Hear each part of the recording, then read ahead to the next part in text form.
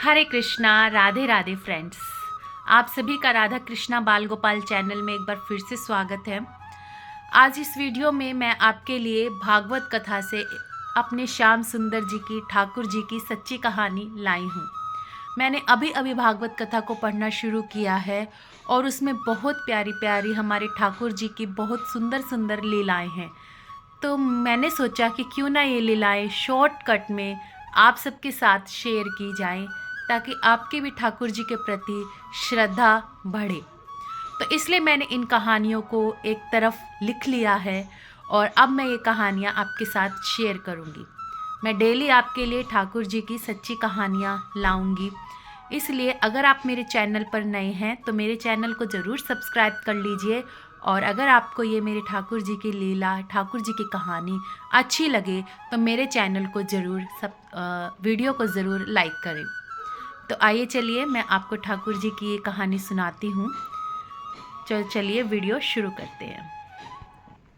एक बार गोवर्धन डाकू नाम का चोर था।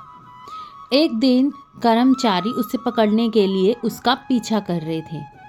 वो उनसे बचने के लिए भागवत कथा के पंडाल में घुस गया। वहाँ पर भी राजा के कर्मचारी पहुँच गए। उन्होंने सोचा कि एक चोर सत्संग में तो नहीं आएगा, इसलिए ये सोचकर वो चोर वहाँ से चले गए। पंडाल में चोर कुछ घंटों तक कहानी सुनता रहा। कहानी में श्री कृष्ण के बाल स्वरूप का वर्णन हो रहा था। कथावाचक ने कहा, ठाकुर जी अभी 7-8 वर्ष के बालक हैं। बालक श्याम सुंदर रोज सोने की छड़ी और सोने का मुकुट धारण करके गाय चराने जाते हैं। चोर तो था ही, और सोने की बात सुनकर उसके कान खड़े हो गए। उसने सोचा कि एक बालक जो अकेले वन में गाय चरा रहा हो, उसे लूटना तो बहुत आसान होगा। कथा समाप्त होने के बाद वह डाकू कथा सुनाने वाले के पास गया और पूछा, जिस बालक की आपने कथा सुनाई वो कहाँ मिलेगा? कथा प्रवक्ता समझ गए कि इस व्यक्ति पर ठाकुर जी की कृपा होने वाली है। उन्होंने उससे कहा, बेटा वह तो बहुत दूर वृंदावन मथुरा में रहता है। उसके पिता का नाम नंद बाबा है। चोर ने कहा, ऐसे नहीं, पूरा एड्रेस दो, पूरा पता बताओ। मैंने अच्छों को लूटा है, और फिर ये क्या, ये तो एक छोटा सा बालक है। इस पर कथावाचक ने जवाब दिया, अरे वह तो चोरों का भी सरदार है, तुम उसे इतनी आसानी से नहीं लूट पाओगे। डाकू बेहद अभिमानी था। उसने कथावाचक की बात सुनकर कहा, मैं कसम खाता हूँ, जब तक उस बालक को नहीं लूट लूंगा मैं पानी भी नहीं पीऊंगा। कथावाचक ने मन ही मन में सोचा, लो अब इस डाकू का उद्धार निश्चित है, क्योंकि हमारे प्रभु तो इतने दयालु और इतने उदार हैं कि यदि कोई उन्हें लूटने के इरादे से भी उनके पास जाए तो वो स्वयं को लुटवाने के लिए तैयार हो जाते हैं। चोर ने श्री कृष्ण का पता पूछा और उन्हें ढूंढने के लिए निकल पड़ा। प्रवक्ता ने उसे वापस बुलाया और कहा, सुनो, वह बहुत निडर है। यदि वह तुम्हारे बल से ना डरे तो तुम अपने साथ थोड़ा माखन और मिश्री ले जाओ, यही उसको लूटने का कारण बन सकता है। तुम्हारे भयानक स्वरूप और बल से तो वह लुटने वाला नहीं है। डाकू ने कुछ माखन और मिश्री ले ली और यह फैसला किया कि वह श्री कृष्ण को लूट कर ही रहेगा। वह डाकू पूरे रास्ते पैदल चलता हुआ श्री कृष्ण के एड्रेस की ओर बढ़ा, मतलब जहाँ श्री कृष्ण का उन्होंने प्रवक्ता ने पता दिया था उस ओर वह बढ़ा।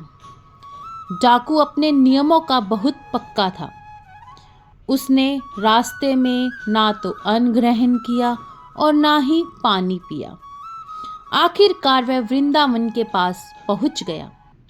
वहां उसने कुछ चरवाहों को देखा जो अपनी गाय चरा रहे थे। उसने उनसे श्री कृष्ण के बारे में पूछा।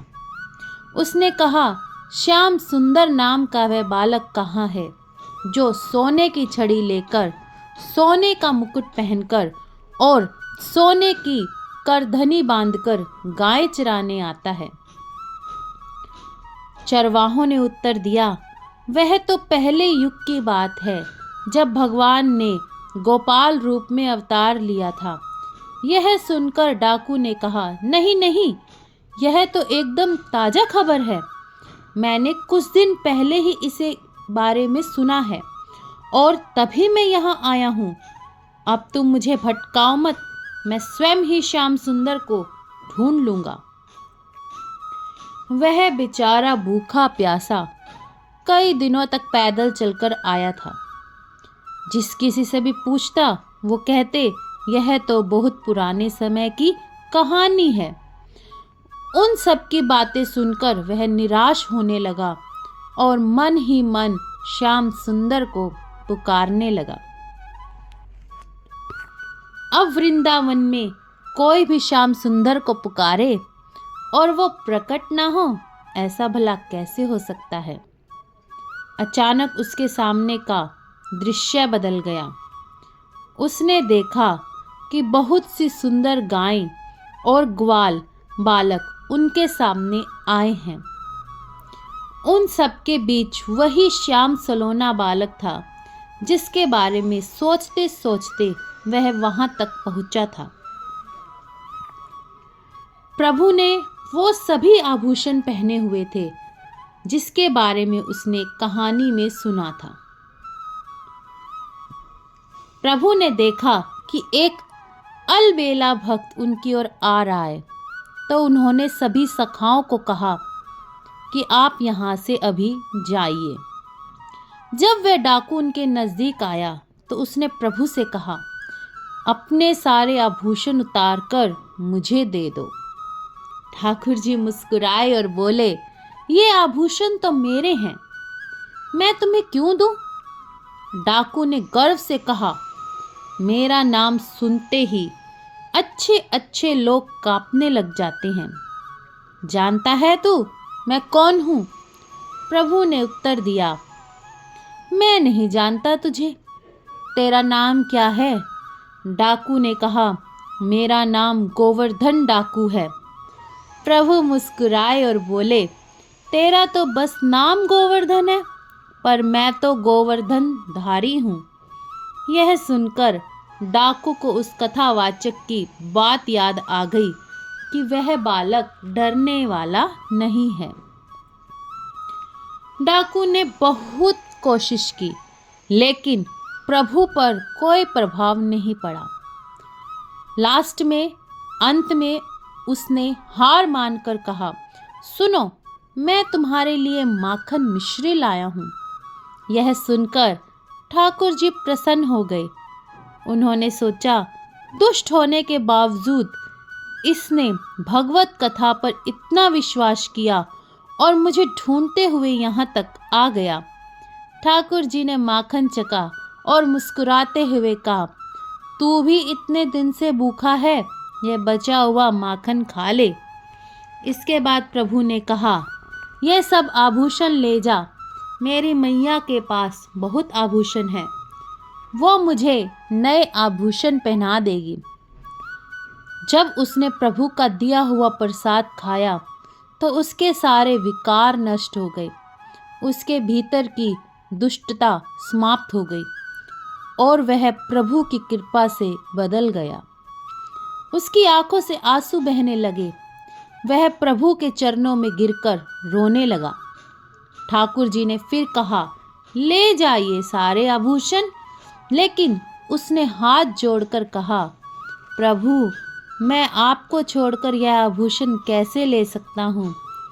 ठीक उसी क्षण उस गोवर्धन डाकू की मृत्यु हो गई और वह प्रभु का सखा बनकर उनकी सेवा में पहुंच गया। तो भक्तों, इस कहानी से हमने ये बात समझ में आई कि उस चोर ने सिर्फ एक संत की बात सुनी कि एक कन्हैया नाम का बालक है जो गायें चरा रहा है, और वह उसे ढूंढने भी निकल पड़ा। उसने फैसला किया कि जब तक भगवान नहीं मिलेंगे वो पानी तक नहीं पिएगा। और दूसरी तरफ हम हैं, हमारा जीवन धीरे धीरे बीत रहा है, लेकिन हम अपने समय को और ऊर्जा को भोग विलास में व्यर्थ कर रहे हैं। जब हम केवल प्रभु को पाने की सच्ची इच्छा रखेंगे तब भगवान हमें तुरंत मिल जाएंगे। हम लोग ज्ञान सुनते हैं, समझदार बहुत हैं, हमें पता है कि क्या नहीं करना चाहिए, लेकिन भजन न होने के कारण हम उसको अपने जीवन में उतार नहीं पाते। नाम जप शुरू करो, बात बन जाएगी।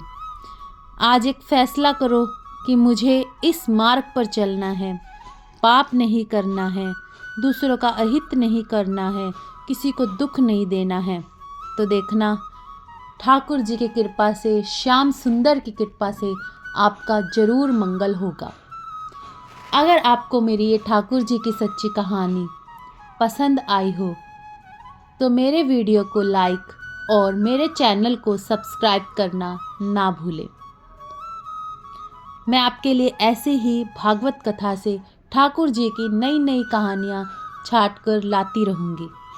तो अगर आप मेरे चैनल पर नए हैं तो चैनल को सब्सक्राइब करना ना भूलें, और जिन्होंने मेरे चैनल को सब्सक्राइब कर रखा है उनको मेरी तरफ से बहुत प्यार भरी राधे राधे। हरे कृष्णा, राधे राधे।